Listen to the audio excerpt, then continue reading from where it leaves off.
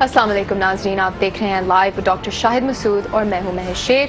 सिंध हुकूमत की ख्वाहिश के खिलाफ आज अदालत ने IG सिंध को AD ख्वाजा को बहाल कर दिया, जबकि पीपल्स पार्टी ने अदालती फैसला चैलेंज करने का ऐलान किया।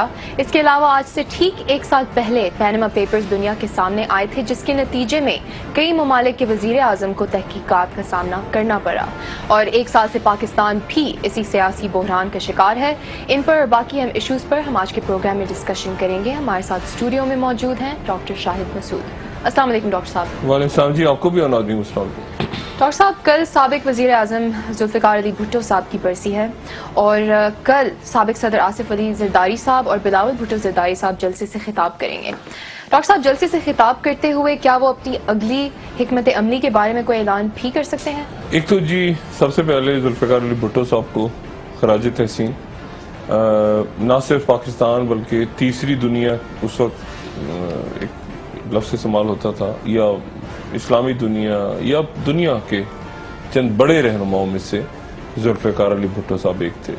उन्होंने शऊर दिया, एक इंसान थे, उनमें अच्छाइयाँ भी थीं, बुराइयाँ भी थीं, जो भी कुछ था। एक अवामी लीडर थे जी। अवाम में से निकले, अवाम में गए, अवाम को आवाज़ दी और अवाम जो है उनके पीछे गए और फिर उसके बाद बहुत कुछ किया। अगर आप उनका टाइम देखें तो बहुत मुख्तसर अरसे उन्होंने मुल्क में हुक्मरानी की, लेकिन फिर आप देखते हैं कि न्यूक्लियर का मसला हो या स्टील में तो नहीं, ये न्यूक्लियर हो या और बेशुमार आइन हो पाकिस्तान का, या पाकिस्तान का एक वकार मशरिक़ वुस्ता में लोग जा रहे हैं, बहुत कुछ उन्होंने पाकिस्तान को दिया जी। लेकिन वो जो है फिर उसके बाद तख्तेदार पे उनको पहुंचाया गया। अदालती कत्ल था, सब मानते हैं उस बात को, कोई दो उसमें आ रहा नहीं है। और एक मकबूल शख्सियत पाकिस्तान की जिनको आज तक लोग याद करते हैं, खराज तहसीन पेश करते हैं। और इमरान खान से भी जो पूछा जाता है कि आप किसको, कायद आज़म का वो नाम देते हैं, लेकिन वो कहते हैं कि भुट्टो साहब को, भुट्टो साहब ने मुझे इंस्पायर किया। तो तारीख में भुट्टो साहब का एक बहुत बड़ा मकाम है और वो हमेशा रहेगा। बाकी बात जो आपने सवाल किया कि जरदारी साहब और बिलावल साहब क्या करेंगे, मैं बिल्कुल नहीं जानता। देखिए, एक तो रवायती तकरीर होंगी ना, वो तो हर साल की, वो तो इशू वो तो है ना जी। कुछ उसमें से जेन्युइन है, कुछ तो जेन्युइन है कि शहादतें हुई, कुर्बानी हुई कुछ, लेकिन सवाल ये कि जो तकरीर करने वाले हैं उनमें से कितनों का ताल्लुक जुल्फ़िकार अली भुट्टो साहब से है, या कितने लोग, यानी अब भुट्टो साहब को जब फांसी लग रही थी तो उस वक्त कौन सी शख्सियत कहाँ खड़ी थी या उनके आबाओ इजाद कहाँ खड़े थे, वो जरा कैलकुलेट कर लें तो आपको अंदाजा होगा कि ये भुट्टो साहब के कातिल तो सामने मौजूद घूम रहे हैं। भुट्टो साहब के, मोहतरमा की बात नहीं, भुट्टो साहब को जो फांसी लग रही थी तो साथ जो लोग खड़े थे। बहरहाल तो पीपल्स पार्टी बहरहाल एक अवामी पार्टी है। भुट्टो साहब जो है उनको खराज तहसीन, लेकिन कल जरदारी साहब क्या करेंगे और बिलावल क्या करेंगे, ये बात बड़ी इंटरेस्टिंग है। और पीपल्स पार्टी काफी इश्यूज का सामना कर रही है। पीपल्स पार्टी के कायदीन तो बात करेंगे, असल बात है बिलावल और जरदारी साहब की, क्योंकि फैसला पैनामा का नहीं आया। अगर तो पैनामा का फैसला आ गया होता तो उनका कुछ तकरीर का मकसद बनता, सवाए इसके कि हम कुर्बानियां देते हैं। देखिए ना, कुछ तकारीर की बातें तो होगी, ये शोदा की जगह है, यहाँ पे मज़ार हैं, हमने कुर्बानियां दी, पीपल्स पार्टी की कुर्बानियां हमने दी, जमहूरियत हमने लाए, ये तो है ना चीजें, ये तो अपनी जगह बनी बनाई। व्हाट एल्स, नई चीज क्या होगी? जैसे मिसाल के तौर पे एक दफा उन्होंने बात की थी कि ईंटों से ईंटें बजा देंगे, वो ऑल्दो वहां नहीं थी तकरीर उनकी, मगर वो तकरीर एक यादगार तकरीर, अगर जरदारी साहब की कोई तारीख में यादगार तकरीर होगी तो ईंटों से ईंटों वाली तकरीर होगी यादगार। या उससे पहले उनकी यादगार तकरीर थी जिसमें कहा था बिल्ला पकड़ा गया है, बिल्ले को ना भागने देना। उसके बाद अजीब जबरदस्त हालात कर दिए उन्होंने, मियाँ साहब के लिए भी और अपने लिए भी। अच्छा, अब कल की तकरीर में वो क्या किसको कोसेंगे? देखिए ना, आज 2 सिंध हुकूमत के खिलाफ फैसले आ गए, तो वो जो, देखिए मैंने कहा था ना, इस मरहले में जो मुड़ेगा वो पत्थर का हो जाएगा। यानी जहां पर ये मामला हुआ कि 1 मिनट, फौज तो साइड पे खड़ी है, ये NRO कैसे हुआ है, ये डील किसी दरमियान हुई है, तो हुकूमत के दरमियान और पीपल्स पार्टी के दरमियान हुई है। अच्छा, लेकिन पीपल्स पार्टी आई क्या, वो अदालतें, सुबहान अल्लाह, अदालतें नहीं, अदालतों को पीपल्स पार्टी कोस रही थी, कल भी कोसेगी दोबारा।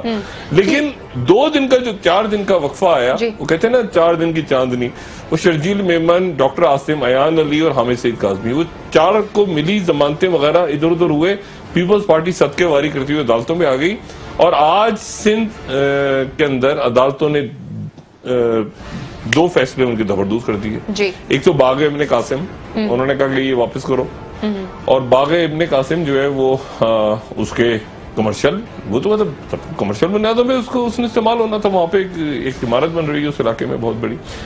तो अब बात ये है कि वो मेयर कराची खुश जी। अच्छा, वो दूसरा वो एडी ख्वाजा जी। डॉक्टर साहब, पीपल्स पार्टी को आईजी सिंध के तैनाती पर इतने तहफ़्फ़ुज़ात क्यों है? वो गन्ना नहीं पहुंचाया था ना शुगर मिलों में। उन्होंने कहा वो एडी ख्वाजा ने गन्ना नहीं पहुंचाया था ना।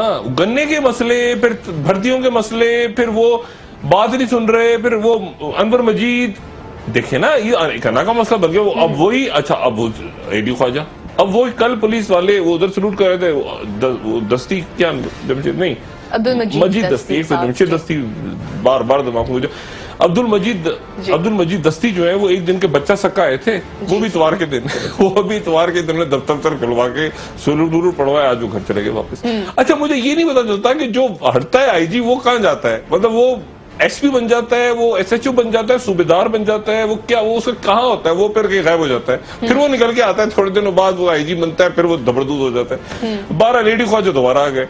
अब ये किस मुंह से सिंध हुकूमत बैठी, वो कह रहे हैं हम फैसला चैलेंज करेंगे। अब सारी सिक्योरिटी कल की वो एडी ख्वाजा कर रहे हैं। अच्छा, अब मतलब ये देखिए, अब ये देखिए ना कि अदारों को कैसे बर्बाद, अदारे कैसे बर्बाद, आप छोड़ देंगे अदारे कैसे बर्बाद हुए। ये पुलिस के अंदर इस वक्त कितने ग्रुप बन चुके होंगे आप देखें, और एसएचओ लेवल तक, नीचे सिपाही लेवल तक, यार हम एडी ख्वाजा ग्रुप के हैं, या हम दस्ती ग्रुप के हैं, या हम जरदारी साहब बोले, हम जरदारी साहब के ग्रुप के हैं, हम अनवर मजीद ग्रुप के हैं, हम फलाने ग्रुप के हैं, हम शर्जील मेमन वाले हैं, और इस तरह ग्रुप बन गए पुलिस के अंदर, अदारों के अंदर जी।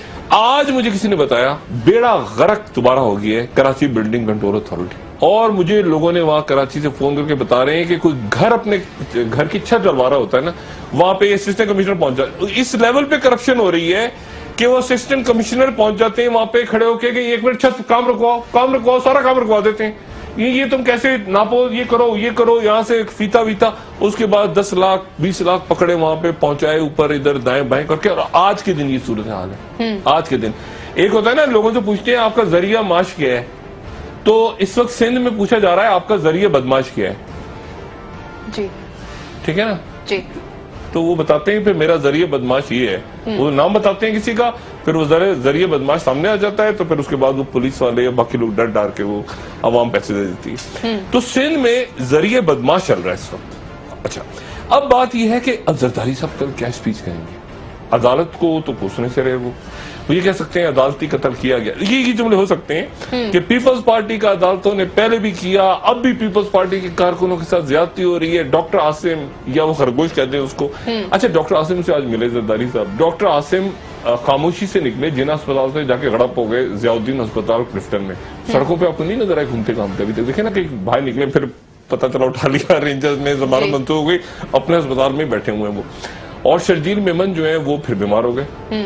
शर्जील मेमन जो है अब या तो वो उसी तरह से मरियम औरंगजेब साहिबा की तरह अंडे जो है अंडों का फंडा करवाए, वो बीमार हो गए और वो अस्पताल में जाके दाखिल हो गए। और वो दाखिल हो गए अस्पताल में, वो पता नहीं कौन सा कोई प्राइवेट हॉस्पिटल है क्लिफ्टन में, नाम नहीं लेना, प्राइवेट हॉस्पिटल दाखिल है, VIP 2 फर्स्ट फ्लोर पे उनका कमर के दर्द की वजह से। कमरा नंबर है, हमारी नजर है, कमरा नंबर VIP 2 फर्स्ट फ्लोर, कमर में दर्द है। अच्छा तो चुप पड़ गई कमर में। अच्छा अब बात ये चलिए, फंसी आती है, मतलब है कि वो अब क्या कहें, शर्जील मेमन की कमर में चुप पड़ गई है, मतलब है कि अब क्या करें, अखबार एनीवे। तो वो अब वो उधर बैठे हैं, तो एक अब मैंने सोचा कि यार एक मिनट, शर्जील मेमन की जो इयादत की जरदारी साहब ने, शर्जील मेमन की इयादत की, शर्जील मेमन को जरदारी साहब जो दिल में समझते हैं वो मैं इस प्रोग्राम में बार बार बता चुका हूँ। उन्होंने कहा होगा कि अच्छा शर्जील मेमन की इयादत की, फिर उसके बाद डॉक्टर आसिम की इयादत की। मैंने कहा ये रिहा नहीं हो गए थे डॉक्टर आसिम, पता चला वो रिहा के होने के, वो रिहा तो हो गए थे मगर अपने अस्पताल में ही अभी वो डर रहे हैं कि हम निकला दोबारा, तो फिर जबरदस्त हो गया। तो वो जो है वो, अच्छा फिर अदालत ने 2 फैसले देखे आज अपने आप को, बिल्कुल अदालत ने, न्यूट्रल अदालतें हमारी जबरदस्त, ठीक है ना, सिंध की हाई कोर्ट ने 2 फैसले उड़ा दिए, और ऐसे फैसले उड़ाए जो कि हजीमत का सबब बने सिंध हुकूमत के लिए प्रॉपर। क्यों अना का मसला बनाया हुआ ना, एडी ख्वाजा अना का मसला है, अना का मसला अभी जाती मसला है, मतलब या मैं हूं या तू है, भाई ये वाला मसला है, या तुम नहीं या मैं नहीं। वो कहता है अच्छा मैं तो हूं, तो कहता है अच्छा फिर हम भी हैं, क्योंकि कहां जाएंगे ये तो बैठे रहेंगे जब तक जबरदस्त नहीं होते। तो एडी ख्वाजा फिर बैठ गए। अच्छा अब मसला ये कि कल की तकरीर में क्या होगा, अदालत को कोसेंगे, इस्टेब्लिशमेंट को कोसेंगे, ईंटों से ईंटें बजाएंगे, वो तो बजाने से रहे, नवाज शरीफ को कोसेंगे तो वो तो कोसने को सेंस ही मतलब, नवाज शरीफ बेचारों को क्या कोसना, वही नवाज शरीफ तो खुद देखे ना, उनकी वजीर मुमलिकत अपनी वो क्या कहते हैं वो अंडे का फंडा करवा रही है हमारी बहन। तो मतलब वजीर आजम तो अच्छा वजीर तो है कहाँ, वजीर आजम कहाँ है? वजीर आजम 2 रोज पहले शायद नजर आए थे मंजर आम पर। हाँ वो तबीयत उनकी ठीक नहीं है, नहीं कल उनकी तस्वीर आई थी, आज लेकिन वर्किंग डे था। हाँ आज वो लेकिन आज वो वज़ीर आज़म नजर नहीं है, लेकिन उनको अल्लाह ताला सेहत दे, उनकी पथरी वगैरह जो भी डायग्नोज हुई है, वो बीमार तो हैं, वो भी बीमार हैं, जरदारी साहब भी बदील है, अल्लाह ताला सबको सेहत दे। लेकिन मसला ये कि खानदान में और भी लोग बीमार हो रहे हैं, मियां नवाज शरीफ साहब की शरीफ फैमिली में और भी लोगों को बीमारी है जी। तो उन लोगों का भी बाहर जाने का चांस बन रहा है, तो फिर हो सकता है कि वो जाए तो कोई बड़ा चला जाए, यही हो सकता है। तो बहरहाल अभी मामला जो है ना बड़े उल्टे। मैं असल में आपको देखिए बात बताऊं, आपके पास चंद मिनट है तो मैं बात, ये पनामा के फैसले पे मैं बताऊं ना, 8-10 अटेम्प्ट हुई हैं सुप्रीम कोर्ट के फैसले, जो कंप्यूटर्स को हैक करने के लिए अटैक्स हुए हैं बाकायदा।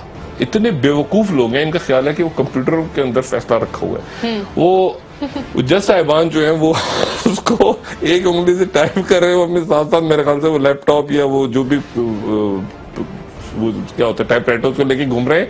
वो सुप्रीम कोर्ट पे हैकर्स के कुछ 4-5 अटैक्स हुए हैं कि उसमें से हैक करके किसी तरह से पता चल जाए। अच्छा वजीर आजम को नहीं पता फैसले का, यानी उन्होंने एक वजीर को बाहर जाने से कह दिया कि आप इधर ही ठहर जाए। ये हमारी जो वजीर है हमारी मरियम औरंगजेब साहब, इनको पिछले हफ्ते वजीर आजम ने मना कर दिया था कि आप बाहर ना जाएं, अभी पाकिस्तान में स्टे करें, क्योंकि हालात जरा फैसला आने वाला है। मुझे वजीर आजम को भी नहीं पता अच्छा, क्योंकि उनको तो पिछले 2 हफ्ते पहले बताया गया था। तो एक सस्पेंस है, यानी अदालत ने फैसले में जहां और बहुत सारी तशरीहात तो करेगी ना अदालत, करप्शन क्या होती है, जेर कफालत, अदालत ने ये तो फैसला दे दिया कि सस्पेंस क्या होता है, सस्पेंस थ्रिलर। ओहो पाकिस्तान में सस्पेंस और थ्रिलर के आईनी मफहूम क्या है, ये कम से कम तय हो गया, लोगों को पता चल गया कि ओह ये भी हो सकता है, ये ऐसा सस्पेंस, ना कोई चीज लीक हो रही है ना कुछ हो रहा है। 4-5 ऑप्शंस, लेकिन एक ऑप्शन इरेलेवेंट होना मैं अपनी जगह रखता हूँ कि हालात क्योंकि तेज हो रहे हैं ना, तेजी से दुनिया। मैं आपको बताऊं एक बात, ये मैं इरेलेवेंट की बात क्यों कर रहा हूँ, और मैं फिर आपको ये आर्मी चीफ की मुलाकात के हवाले से इमरान खान का जिक्र करूंगा, लेकिन मैं आपको बताऊं ये थक रहे हैं, जो आपके हुक्मरान है ना वो थक रहे हैं। ये इंसान थक जाता है एक मरहले पे जाके, इंसान नहीं थकता, बड़ी बड़ी पावर थक जाती है जी। अमेरिका इस वक्त, मैं चंद लम्हात लेके, अमेरिका इस वक्त थक गया है। अमेरिका थक के, यानी पहली जंग अजीम जब खत्म हुई, मुख्तसर अल्फाज में, तो एक उस वक्त बहुत बड़ी सल्तनत थी जिसका नाम था सल्तनत उस्मानिया। वो लड़ के थक, वो इधर उधर अपनी जो भी अयाशियां थी, जो कुछ था, वो थक के गिरे, वो खत्म हो गए पहली जंग अजीम के बाद। उनकी जगह संभाली बरतानिया ने और फ्रांस ने। वो पहले भी सल्तनत थे वो, और उन्होंने कब्जा किया पूरा, उन्होंने इराक, लिबिया, ये वो मशरिक़ वस्ता का नक्शा वक्शा सारा फलस्तीन ये होगा, पूरे नक्शे वक्शे बना लिए। फिर जब दूसरी जंग अजीम हुई तो वो जीत गए, ब्रिटेन भी जीत गया, फ्रांस भी जीत गया, हिटलर हार गया। लेकिन वो इतना थक चुके थे, उनकी मईशत खत्म हो गई थी, उनकी फौजें थक गई थी, उनके लोग थक गए थे, बेजार हो गए थे, कि उन्होंने आहिस्ता आहिस्ता, बरतानिया ने दुनिया से कहा कि जहां तहरीक आजादियां चल रही हैं, जहां शो, उन्होंने आहिस्ता आहिस्ता अपने को पीछे कर लिया और इतने से जाके बैठ गए, इतनी सी जगह। अच्छा, तो फ्रांस ने थोड़ी सी आंखें दिखाई, फ्रांस ने कहा नहीं हम नहीं जाएंगे आसान, वो वियतनाम में कूद गए, उधर धबरदूस हो गए, फिर अल्जेरिया में कूदे, बाद में उधर धबरदूस हो गए, आखिर में फ्रांस भी अपनी जगह बैठ गए जाके। तो अब फिर अमेरिका आ गया। अमेरिका ने बिस्मिल्लाह कहां से की, अमेरिका ने हम जगह संभालते हैं, 2, 3, 4 सल्तनतें खत्म हुई, हम आते हैं बीच में। उन्होंने बिस्मिल्लाह की वो मुसद्दिक, डॉक्टर मुसद्दिक से 1953 में, वो तख्ता उल्टा CIA के साथ शाह ईरान को लाकर बिठाया, उसके मशरिक़ वस्ता, तेल, फिर हुकूमतें गिरा रहे हैं, बना रहे हैं, गिरा रहे हैं, बना रहे हैं, मुस्लिम ममालिक, उधर जनूबी जो आपका साउथ अमेरिका है, वहां से एग्रीकल्चर का सारा वहां पे लैंड्स बन गए, माफिया बन गई, अफगानिस्तान, इधर उधर। अच्छा, फिर वो डोमिनो थ्योरी की तरह काम करते थे, यानी उस जमाने में तो था कि हम वियतनाम से नहीं निकलना चाहिए, हम वियतनाम में घुस गए, हम निकलेंगे तो कम्युनिस्ट आ जाएंगे, मतलब ये बहाना होता था। और लेकिन उसके बाद जैसे आजकल बहाना है ना कि मशरिक वस्ता से निकले तो दाइश आ जाएगी, एक बहाना होता है कि ना निकलो, ना रुको रुको रुको। एक वहां पे वो आपके लोग बेच रहे होते हैं जो थिंक टैंक्स में बना के नहीं निकलना, मत निकलना। लेकिन अमेरिका थक गया है, अमेरिका बेजार, ये आपके हुक्मरान थक रहे हैं, इनको कुछ अंदाजा नहीं है कि आने वाले हालात में इनके साथ क्या होने वाला है। ये चले हुए कारतूस हैं आपके हुक्मरान, इनका अंजाम लिखा जा चुका है। और वो अंजाम मैंने किसी इंसान ने नहीं लिखा, वो कुदरत ने लिखा है। कुदरत इनका अंजाम, इनका फेट डिसाइड कर चुकी है। अमेरिका थक के बेजार हो गए। आज की तरह आप देखें आपके हुक्मरान क्या कर रहे हैं, अपना पैसा कैसे बचाओ, पैसा बचाओ। अशरफ गनी ऑस्ट्रेलिया में, इस वक्त अशरफ गनी ऑस्ट्रेलिया में स्ट्रेटेजिक डायलॉग कर रहे हैं अफगानिस्तान वाले। जो उसका दामाद है ट्रंप का, जो वो आया हुआ है बगदाद जी। टेरिसा में पहुंची हुई है जॉर्डन ब्रिटेन से, और जॉर्डन से सऊदी अरेबिया जाएंगी। अब देखिए दुनिया, सेंट पीटर्सबर्ग में 2 धमाके हो गए, 2 धमाके हो गए रशिया में, और उस वक्त धमाके हुए जो प्यूटन मौजूद था वहां। प्यूटन ने वहां पर एक सेमिनार से खिताब किया, उसके 2-3 घंटे के बाद ही 2 ब्लास्ट हो गए, 10 आदमी मारे गए। अब इसके पीछे कोई अगर आईएसएस निकलती है, दाइश निकलती है, ऐसे नहीं प्यूटन छोड़ेगा, प्यूटन निकलेगा पीछे। और जो ओवरऑल सिनेरियो बन रहा है, देखिए कितने हैं दाइश के लोग, 30,000 लोग होंगे, 40,000, 50,000 होंगे। आसपास तुर्की की फौज है, सऊदी अरब की फौज है, अमेरिकन मौजूद है, रशियन मौजूद है, क्या है वो आईएसएस इतनी। लेकिन क्योंकि प्रॉक्सी के तौर पे वो कर रहे हैं, इसलिए प्यूटन जाएगा पीछे। और ये ऐन उस वक्त हुआ है वाकया माजरे, जब चंद दिनों के बाद मॉस्को में अफगानिस्तान के ऊपर डायलॉग होने वाला जी। तो बात यह है कि इस पूरी बदलती दुनिया में मुझे बताया ना, ये कैरेक्टर्स, इन कैरेक्टर्स का कोई किरदार है? ये जो कैरेक्टर्स बैठे हैं, कैरेक्टर हैं, ये मखलूकात है ना, इनका कोई किरदार है? इनसे कुछ इनको कुछ पता है कि क्या हो रहा है? इनसे कोई बात कर सकता है स्ट्रेटजी पे? सारी तवज्जो पैनमा के ऊपर। पैसे बचाओ। पैनमा में तो एक वजीर आजम का खानदान है ना, बाकी भी तो है सारे। तो एक दफा पहिया चल गया तो क्या वहां तो रुकेगा मामला? मैं बार बार सुन देता हूँ सिराजुल हक साहब की पिटीशन, एक दफा अगर शुरू हो गई तहकीकात, जो कि होनी है शुरू, इसलिए वो देखें आखिरी ये मुझे उन लोगों से किसी किस्म का मेरा कोई न ताल्लुक है, ना मैं उनको जवाब देता हूँ जो टीवी पे बैठ कर मुझे गालियां देते हैं, क्योंकि वो उस वक्त 2003 में उनको इराक में वेपन्स और मास डिस्ट्रक्शन नजर आ रहे थे। ये उनकी, ये मैंने कहा था ना, एक सोच दफन हो रही है इस वक्त पाकिस्तान में। ये वही लोग, कई तजज़ियाकार, ये नए लोग, उस वक्त उनको वेपन नजर आ रहे होते थे, उस वक्त उनको अफगानिस्तान में जंग अमेरिका जीतता हुआ नजर आ रहा होता था, इराक के अंदर अमेरिका जंग जीतता हुआ नजर आ रहा होता था। अब वो डॉलर खोर माफिया, चूंकि अमेरिका खुद, अब ट्रंप इन पे 3 हरू भेज के, लानत भेज के, वो ट्रंप अपनी दुनिया में निकल पड़ा है। तो इनको समझ नहीं आ रही कि लोग कहां जाएं। ये जो आपके सो कॉल्ड एक तो लिबरल्स हैं ना, जो प्रॉपर लिबरल्स हैं, डॉक्टर मेहदी हसन, आबिद हसन मंटो, या आपके और बेशुमार लोग, आईए रहमान, प्रॉपर आपके जो लिबरल्स हैं, जो कि एक आइडिया के साथ चलते हैं, जो करप्ट नहीं है। यहाँ पे चोरों बदमाशों ने, उन लोगों ने पाकिस्तान में लिबरल कहना शुरू कर दिए, जिनका काम सिर्फ गालियां देना है। दूसरों को गालियां दो, इस्लाम को गालियां दो, फौज को गालियां दो, अमेरिका की तारीफें करो, मजाक उड़ाओ, हिजाब का मजाक उड़ाओ, मतलब वो लिबरल बन गए। तो मैं वो प्रॉपर जो लिबरल्स हैं, मैं कभी उनके खिलाफ बात नहीं करता, या जो मैं उनके खिलाफ बात करता हूं जो सूडोज नहीं होते, सूडो डॉलर खोर माफिया। इमरान खान और आर्मी चीफ की मुलाकात जी, ब्रेक से आकर बात करते हैं। मैं अगर 2 मिनट या ब्रेक आप लेंगे, ब्रेक से आकर बात करते हैं डॉक्टर साहब। नाज़रीन हमारे साथ रहिए, ब्रेक से आकर हम डिस्कस करेंगे इमरान खान साहब और आर्मी चीफ के बीच मुलाकात, क्या इश्यूज डिस्कस हुए, और पैनमा केस का फैसला किस सूरत हाल में इररेलेवेंट हो सकता है, इस पर भी बात करेंगे। हमारे साथ रहिए।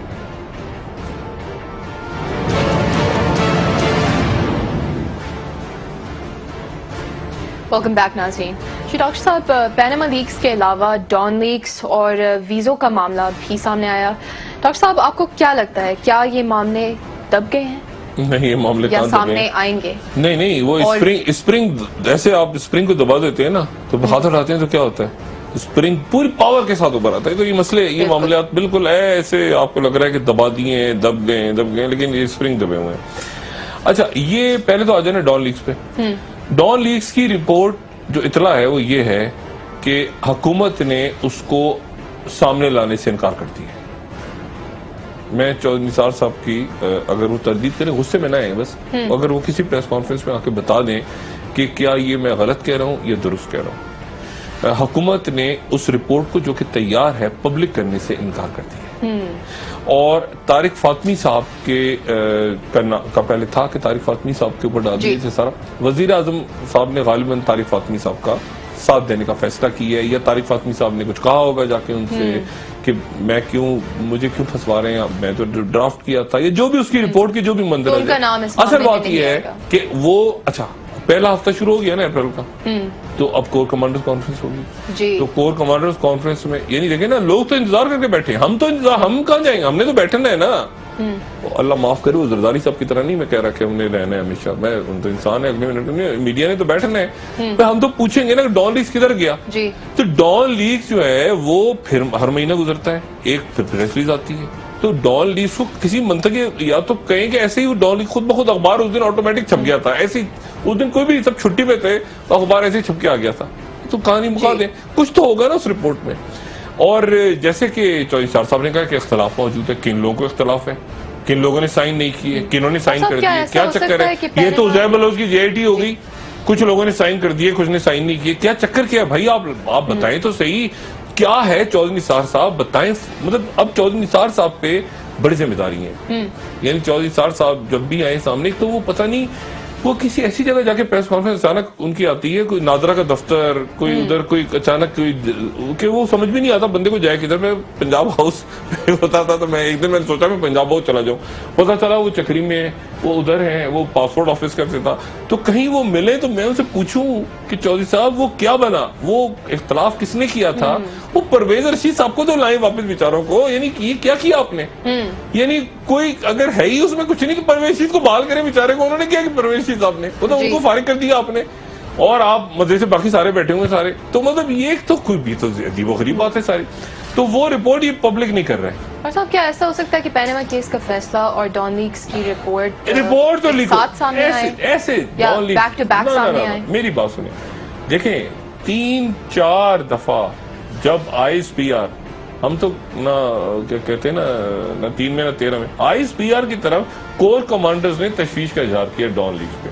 फैब्रिकेटेड यानी मन घड़त, प्लांटेड यानी छपाई गई। कौन सी शख्सियात हैं या शख्सियत हैं जिन्होंने ये काम किया कौमी इस्लाम, इस पे तो जान इस ना ना ना इस पे हुकूमत समझते पतली गली से निकल जाएंगे, इधर उधर छेड़खानी कर आके ना। डॉन लीक्स की रिपोर्ट सामने लाए, एबटाबाद की भी ले, उस पर भी बड़ा शोर हो रहा है कि एबटाबाद कमीशन की रिपोर्ट क्यों नहीं आ रही, उसको भी लिए। और तीसरी बात ये है कि ये वीजों का मसला ये कैसे गायब हो गया भाई अचानक। यानी वो चौधरी यानी वीजे क्या हुआ, वो उधर से उन्होंने चौधरी निसार साहब ने धुआंधार तकरीर की, मैंने इतने लोगों को हटा दिया, मैंने ये कर दिया, मैंने वो करते कौन से लोग थे भाई बैठ के, आपने कोई स्टेप लिया नहीं ली। तो ये मेरा ख्याल है कि ये मामला चूंकि एक हतमी मंजर की तरफ जा रहे हैं ना, लोगों ने इंटरेस्ट लेना छोड़ दिया। देखिए सिंध में जैसे मैंने आपसे कहा ना, करप्शन, बदउनवानी, यानी कितना खाएंगे, कितना खाएंगे, खा खा के फटेंगे, क्या होगा। यानी एक गुब्बारा भी फट जाता है ना, उसको फुलाते जाते हैं, ये फटेंगे क्या, ये क्या खाए जा रहे हैं। यानी आप ये देखें कि आज जैसे मैंने आज कहा, लूट मार का वही हाल दोबारा शुरू हो गया सिंध में। और उसके नतीजे में जाहिर है कि कानून नाफिज करने वाले अदारे, वो मैं तो सिर्फ उस बात पे हैरान हूं जो कहते हैं कि कराची ऑपरेशन में हमने जो हासिल किया वो हाथ से नहीं निकलेगा, वो निकल रहा है, गोलियां नहीं चल रही, करप्शन अपनी इंतहा पे, बदमाश घूम रहे हैं खुलेआम। और इसमें मुझे आज किसी ने बताया कि पाक सरजमीन पार्टी जो है मुस्तफा कमाल साहब और अनीस कायम खानी, वो 6 तारीख से कराची के अंदर तहरीक शुरू कर रहे हैं। ये पानी कचरा नहीं उठाया जा रहा, बिजली की लोड शेडिंग, अब इस पे पाक सरजमीन पार्टी निकल रही है। और पाक सरजमीन पार्टी अगर निकलेगी तो जो कुछ सिंध हुकूमत ने कल किया है, उनके साथ जहांगीर जो फिक्सेट वाले थे नौजवान, और उससे पहले दो दिन इन्होंने या एक दिन इन्होंने जमात इस्लामी वालों के साथ क्या हाफिज नईमुर रहमान के साथ, तो क्या ये पाक सरजमीन पार्टी के साथ करें, करके दिखाएं जरा। और दूसरी बात ये है कि एमक्यूएम जो है, एमक्यूएम पाकिस्तान, उनको भी जरा शहरी, वैसे तो एक आज उन्होंने इब्ने कासिम, ये जो इब्ने कासिम पाक ही है ना, इब्ने कासिम पाक, यानी मोहम्मद बिन कासिम भी क्या सोचता होगा, क्या मोहम्मद बिन कासिम की रूह भी सोचती होगी कि मैंने क्या फतह करके क्या राजा दाहिर बैठ गए आके। बहरहाल वो मतलब उनके नाम पे पार्क बना तो उस पर भी कब्जा। अच्छा, अब बात यह है कि वो एमक्यूएम पाकिस्तान को भी गवर्नेंस के इश्यूज पे देखिए, जो लोगों का इशू अब सबसे बड़ा ये है कि तर्ज हुक्मरानी, ये लूट मार, कब्जे, प्लॉटों पे, पार्कों पे, करप्शन। और मैं तो ये जो बात फसाद वाली मैं बात बार बार रिपीट करता हूँ, वो कहते हैं दहशत गर्दी, तो कहता हूँ अजाब हज़रत शुएब अलैहिस्सलाम की कौम पे अजाब इसलिए उतरा था कि वो नाप तोल में कमी करते थे, करप्शन, जखीरा अंदोजी, ऑफशोर कंपनीज, ठीक है ना, तो इसलिए अजाब उतरा था कौम। तो ये रद्द फसाद में मेरे ख्याल से अच्छा, अब इसमें अदालत का फैसला अब आगे हो गया जी, यानी आगे अब जाहिर है कल भी, अच्छा कल भी सकता है, कल भी आ सकता है, परसों किसी वक्त भी आ सकता है वो, यानी अदालत का फैसला तो सप्लीमेंट्री लिस्ट पहले पैनामा पेपर्स दुनिया के सामने आए थे, तो वो ढीठ नहीं थे ना, हमारी तरह के ढीठ लोग थोड़ी थे, वहां तो एक इंक्वायरी। पता है कि बाकी ममालिक में क्या हुआ? मैं तो सिर्फ इस बात पे मुझे समझ नहीं आता कि वजीर आजम को मशवरे किसने दिए शुरू में। अगर वजीर आजम जब ये कमेटियां, अच्छा बताया भी कभी नहीं खुल के नहीं सामने इन्होंने कि उसमें TOR में क्यों ये डेडलॉक पैदा हुआ। देखिए ना, TORs अगर पार्लियामेंट में निपटा देते, अगर एक कमीशन बन जाता शुरू में, याद है अदालती कमीशन बनने की बात हुई थी कि 58 के जो एक्ट है उसके तहत एक बना के उससे निकलते आराम से। अब वो कतरी खत, एक तमाशा, मजाक, और ये जो बात दानियाल अजीज साहब कहते हैं ना कि वजीर आजम के खानदान, वो बात सही कहते हैं। मुसीबत ये है कि वो मामलात आई ऐसे गए, उसको जब आप देखें ना, आज PID की प्रेस कॉन्फ्रेंस हुई जी, आज PID की प्रेस कॉन्फ्रेंस फिर मेरे दो भाई तलू हुए, बिल्कुल कौन कौन थे, एक तो दानियाल अजीज साहब थे और दूसरे ये डॉक्टर फजल, इनको भी अब इनकी भी ड्यूटी लग गई, हालांकि वजीर बन चुके हैं ऑलरेडी, कैड के वजीर हैं। कैड क्या होता है मुल्क में, ये भी लोग पूछते रहते हैं, पर कैड कुछ होता है, कैड क्या होता है, कैड कुछ होता है, वजीर कैड है, क्या होता है कैड, मैं ब्रेक के बाद बताता हूँ, ये वजीर कैड है। अच्छा, मैं इंतहा माजरत चाहता हूँ, मुझे नहीं पता, वाकई नहीं पता वजीर कैड क्या होता है। कैड है कोई, कैड कोई चीज है जिसके वजीर है, लेकिन मसला ये है कि उन्होंने आके खूब इमरान खान को कोसा। इमरान खान ने चोरी की, इल्जाम क्यों नहीं, आप इमरान खान को गिरफ्तार की, ये पहली हुकूमत है, इमरान खान गिरफ्तार करें भाई, आप पकड़ लें इमरान खान, ये पहली ऑपोजिशन तो इल्जाम लगाती है ना, ऑपोजिशन का काम होता है हुकूमत पे इल्जाम लगाना कि आपने चोरी की। हुकूमत कहती है नहीं, हम साफ हैं। ऑपोजिशन कहती है देखें आपने ये वादा किया था लोड शेडिंग का, 4 साल गुजर गए, 8 घंटे बिजली जा रही है, तो हुकूमत आके वजाहत करती है। अब ये पहली हुकूमत है जो इल्जाम लगा रही है ऑपोजिशन, यानी बिल्कुल ऐसे ही है कि एक पुलिस वाला खड़ा हो जाए और खड़ा होके अपने थाने की छत पे चीखना शुरू हो जाए, वो देखो लोगों, देखो चोर जा रहा है, वो देखो, मेरी बात क्यों नहीं सुनते हो लोग, तुम लोग मेरी बात यकीन करो, ये चोर है। तो लोग कहेंगे यार ये अजीब पागल आदमी है, और ये इसका काम है जाके पकड़े। यानी ये अजीब और गरीब किस्म का एक हुकूमती ढांचा है। पुलिस वाले छत पे, थानों के छत पे खड़े होकर चीख रहे, यार अगर उसने किया है तो आप उसको पकड़ लो, FIR काटो। इमरान खान तुम में हिम्मत है तो तुम अपने आप को तुम गिरफ्तारी दे दो, तुम फांसी लग जाओ, तुम में हिम्मत है, हम तुम्हें, ये नहीं किस तरह की प्रेस कॉन्फ्रेंस है। यानी मैं तो सोचता हूँ, कहता हूँ विचारों में तरस आता है, इनको आप यकीन करें, यानी कई लोगों को सच में तरस आता है, कहता हूँ क्या किस ड्यूटी पे लगा दिया हमारे दानियाल अजीज साहब का, वजीर कैड बेचारे। उन कैड क्या चीज है, ब्रेक के बाद बताता हूँ। कैपिटल डेवलपमेंट आई थिंक, नहीं वो तो कड्डा नहीं, कैपिटल डेवलपमेंट वो तो CD है, वो तो कड्डा बनेगा नहीं, ये तो कैड है, कैपिटल एडमिनिस्ट्रेशन। अच्छा तो ब्रेक के बाद में सही करते हैं। अच्छा चले, जो भी हमारा, तो ये जो है ना, ये तो वो वजीर कैड को और इनको साथ बिठा दिया है, और वो बेचारे अब वो इमरान खान तुम्हें शर्म नहीं आती, तुम अपने आप को कानून के सामने पेश करो। अजीब अजीब तमाशा लगा हुआ है, और रोज आते हैं बेचारे। और मुझे यानी अब तो चले, अब ज़ाहिर है इंतजार कर रहे हैं लोग फैसले का, और इमरान खान ने खामोशी इख्तियार की हुई है उस फैसले, वो जो मुलाकात थी उस मुलाकात के वाले से देखें, जाहिर है बहुत से, मैंने कहा रीजनल मामला, सऊदी अरब के जो फौज इत्तेहाद तश्कील पा रहा है, जो IDPs के मसाइल हैं, जो बाढ़ लगनी है वहाँ पे अफगानिस्तान बॉर्डर पे, वगैरह वगैरह वगैरह। तो अच्छा, तो वो आपको मेरे ख्याल से बता रहे हैं, प्रोडक्शन रूम से बताया जा रहा है कि कैड क्या है, मैं खुद ही बता देते हैं ब्रेक के बाद, वो बड़ी गड़बड़ हो गई है। लेकिन ये है कि कैपिटल क्या, एडमिनिस्ट्रेशन एंड डेवलपमेंट डिवीजन, अच्छा एडमिनिस्ट्रेशन एंड डेवलपमेंट डिवीजन, तो कैड किसी क्या है, कैपिटल जी, कैपिटल की एडमिनिस्ट्रेशन और डेवलपमेंट। तो मेयर इस्लामाबाद का क्या काम है, एक मेयर इस्लामाबाद भी तो होता जी, बिल्कुल मेयर। अच्छा ये ब्रेक के बाद मैं चेक कर लूं, नहीं तो ये मेयर है या ये वजीर है, ये वजीर है इस्लामाबाद की डेवलपमेंट के। अच्छा ठीक है, हो सकता है। आपको पता है हमारे एक जमाने में, मुझे नहीं पता, लेकिन पीपल्स पार्टी के दौर में वजारत डाक भी थी। आपको पता है डाक खाने का भी एक वजीर होता था, ये जो पोस्टल नहीं है इसका भी एक पूरी वजारत थी, वो अभी भी मौजूद है।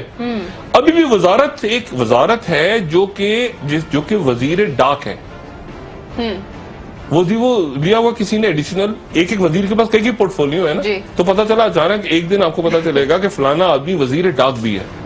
तो डाक खाने की भी एक वजारत है जी। और चिराग साहब छोटी सी ब्रेक लेते हैं, फिर ब्रेक के बाद हम एक ताजा तरीन राब्ता हुआ है नवाज शरीफ साहब का और जरदारी साहब का जी, इस पर हम ब्रेक से आकर डिस्कशन करते हैं। वो बड़ा इंटरेस्टिंग है नाज़रीन हमारे साथ कि साढ़े वालों ना ही समझो मतलब ये वाला कुछ इस किस्म की बात हुई है। आप जरा ब्रेक लें जी। नाज़रीन हमारे साथ रहिए, ब्रेक से आकर हम डिस्कस करेंगे वजीर आजम और जरदारी साहब के बीच जो बात हुई और पैनामा केस का फैसला कब सामने आ सकता है, इस पर भी बात करेंगे। हमारे साथ रहिए।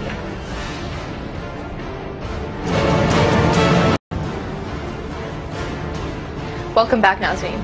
डॉक्टर साहब हम कैड की बात कर रहे थे ब्रेक से पहले, तो मैं क्लियर कर दूं कि capital administration and development division है। तारिक फजल चौधरी साहब से पहले मिनिस्टर उस्मान इब्राहिम साहब रह चुके हैं और ये एडमिनिस्ट्रेशन और डेवलपमेंट के अफेयर्स को बेसिकली देखा जाता है। तो मतलब इस्लामाबाद के क्या मैं कहूँ, मतलब एक सीडीए बैठी हुई है जी, सीडीए है, सीडीए के ऊपर अफेयर्स को देखते ये नहीं तो सीडीए में क्या, अच्छा कैपिटल डेवलपमेंट क्या कहा आपने, कैपिटल एडमिनिस्ट्रेशन डेवलपमेंट डिवीजन, यानी दो दी है डेवलपमेंट और एडमिनिस्ट्रेशन। अच्छा, तो यानी ये कोई मंजूर काका टाइप चीज है। ये इस पे ये बड़ा नहीं, बड़ी अजीब बात है, ये बहुत अजीब बात है कि और पहले मिनिस्टर उस्मान इब्राहिम साहब, वो कौन है? अच्छा वो होंगे कोई मोहतरम आदमी होंगे, मगर तारिक फजल चौधरी साहब के लिए पूरी सारी वजारतें छोड़ के अच्छी उनको इस्लामाबाद, इनका कोई ताल्लुक लैंडमेंट से तो नहीं है, वो ये चेक करेंगे कोई, ये देखे ना सीडीए के ऊपर इनको बिठाना और इतना खुश तारिक फजल चौधरी साहब पे थोड़ी तहकीकात करके कल डिस्कस करेंगे। ये मिनिस्ट्री ऑफ कैड आखिर है क्या जी? इस्लामाबाद में एक तो सीडीए काम करता है, फिर सीडीए के ऊपर एक मिनिस्ट्री भी बैठी है, ये तो मुझे, और वफाकी वजारत वो इनके ऊपर बैठी है, और इनकी फिर वजारत कई मुझे याद आ रहा है ऊपर इरसाकदार में बैठे होते हैं। वो सीडीए का क्या चक्कर है, इस पे जरा बात करेंगे। तो बड़ी अजीब सी बात है, ये तो बीच में आ गए तारिक फजल चौधरी साहब। बारह देखिए फैसला जो है पैनामा का, बस वही बात है कि उससे पहले कोई वाकया पेश ना आ जाए, ऐसा वाकया जिसके नतीजे में फैसला इरेलेवेंट हो जाए। अब फिर बात हो रही है जुम्मे की या जो भी, मतलब अब तो आ ही जाएगा फैसला, अब तो आ ही जाना चाहिए, लेकिन और इवेंट्स बहुत हो रहे हैं। और इस दौरान वजीर आजम अल्लाह ताला उन्हें सेहत दे, वो इस फैसले को पाकिस्तान में रह के सुनते हैं या वो बाहर जाके सुनते हैं। उनके जो मुशीरान हैं उन्होंने उनको कोई अच्छी खबर नहीं दी, इसलिए आप देखेंगे अब वो पैनामा पे कम बात हो रही है। अयाज सादिक साहब आज उन्होंने आए, वो अयाज सादिक साहब को वज़ीर आज़म मुतबादिल नहीं लाएंगे, मैंने पहले बताया था लाहौर से वो कभी भी नहीं चाहेंगे। हमजा को बनाते हैं नहीं बनाते, शहबाज, फैमिली के अंदर प्रॉब्लम्स बढ़ रही हैं। मैं फैमिली में जाना नहीं चाहता, लेकिन चूंकि सियासी फैमिली है इसलिए बात करना जरूरी भी होता है कभी। फैमिली के अंदर प्रॉब्लम्स बढ़ रही हैं मुतबादिल के तौर पर, वज़ीर आज़म स्टेप डाउन हो, क्योंकि एक बार फैसला आ गया तो उसके बाद फिर वज़ीर आज़म रिजॉल्व नहीं कर सकेंगे, उनको फौरी तौर पर नया अनाउंस करना पड़ेगा। अच्छा, वज़ीर आज़म को फैसला, यानी उनको लोग जाके, मैंने आपसे कहा कई हैकर्स ने कोशिश की कि वो हैक कर लें फैसला, लेकिन चूंकि मीडिया की ऑप्शंस ही है ना, क्लीन चिट, नाहलियत, कमीशन वजीर आजम के साथ, वजीर आजम के बगैर, यही है ना, ये इरेलेवेंट होना फैसला जी। कोई ऐसे वाकयात हो जाए जो फैसला इरेलेवेंट हो जाए और पड़ा रह जाए हमेशा के लिए, कोई ऐसे वाकयात पेश आ जाए मुल्क में, अल्लाह ना करे। बात यह है कि यही ऑप्शन है ना सारे। अब इसमें क्लीन चिट, अच्छा इमरान खान में रिलैक्स है क्योंकि क्लीन चिट देखिए ना, 4 जगहों से बेल मिली, उसके बाद लोगों ने किसको, अदालतों पे लोगों ने सवाल उठाया ना कि ये कैसी अदालत है यार। अदालत ने पहले फैसला किया, मैंने कल बात की थी, हामिद सईद काजमी को 14 साल के लिए अदालत ने 16 साल की सजा सुना दी है, 14 साल के लिए जी, फिर रिहा कर दिया दूसरी अदालत ने जी। और रिहा होने के बाद जरदारी साहब कह रहे हैं कि इसलिए रिहा किया कि वो मेरे पास आया नहीं था, पहले वो मेरे पास आता था, मैं उसे अच्छा वकील दे देता, अच्छा वकील लतीफ खोसा या फारूक नाई, कोई इस किस्म का कोई पीपल्स पार्टी के, उन्हें अच्छा वकील पहले आया नहीं, इसलिए यानी अगर वो अच्छे वकील को ना ढूंढते तो हामिद सईद काजमी अगले 16 साल वो चक्की पीस रहे, यानी अजीब व गरीब दलील दी है जरदारी साहब ने। और मुझे पूरा यकीन है कि अगर जरदारी साहब अपने दाएं तरफ जो है हामिद सईद काजमी से वो जरूर बिठाएंगे, वहाँ बिठाना चाहिए उनको, बिठाएंगे। वो हामिद सईद काजमी इतने साल नजर नहीं है और उनको जरूर बिठाएंगे वो जलसे के अंदर। सियासी तौर पे बनता भी है ना, और हमें से काज़मी साहब उसको एंजॉय भी करेंगे, जाहिर है कि बैठेंगे वो आके।